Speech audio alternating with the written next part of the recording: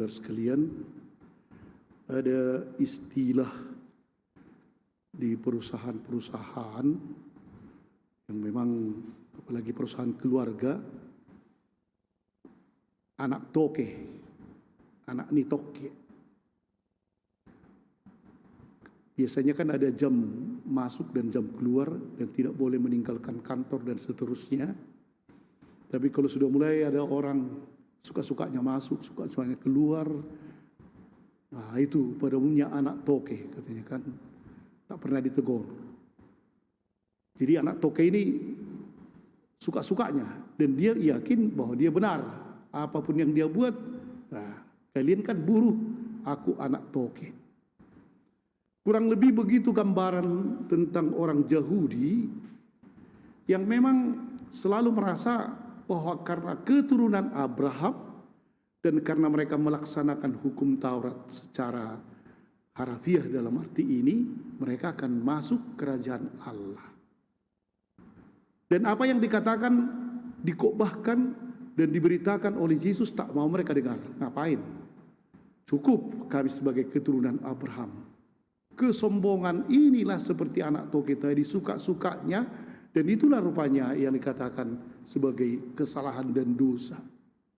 Sehingga disinilah Yesus malahan marah. Tak ada jaminan kalian masuk. Ketika tuan rumah nanti menutup pintu, memang selalu diberikan kesempatan kepada orang Yahudi untuk mengikuti Kristus. Tapi memang sampai sekarang kebanyakan orang Yahudi tidak percaya akan Yesus. Mereka tetap sebagai keturunan Abraham, dan itulah mereka hanya mengatakan, kami makan dan minum bersamamu.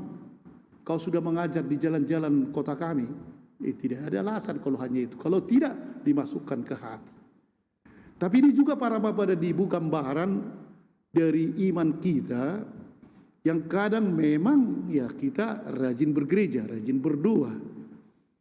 Tapi untuk maju lebih mendalam, maju selangkah lagi untuk menyelami apa yang dikatakan oleh Tuhan, di situ kita baru lebih sulit. Sudah rutinitas ini aja sudah cukup dan kita merasa ini sudah bisa menjamin, atau malahan tidak berpikir lagi menjamin, udahlah situ aja lah.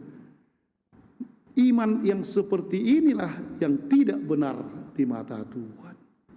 Iman harus berbuah, dan iman yang kalau kita memang merasa Kristus adalah penyelamat kita, harus lebih lagi. Seorang bapak, seorang ibu, mahasiswa atau siapapun harus berbuat lebih untuk menunjukkan bahwa dia bukan anak toke. Kita sama dengan yang lain, hamba. Tidak ada keistimewaan kita. Jangan-jangan nanti kita terus merasa diri lebih baik, tahu-tahu orang lain yang masuk kerajaan Allah. Hal inilah yang mungkin harus kita renungkan para bapak dan ibu.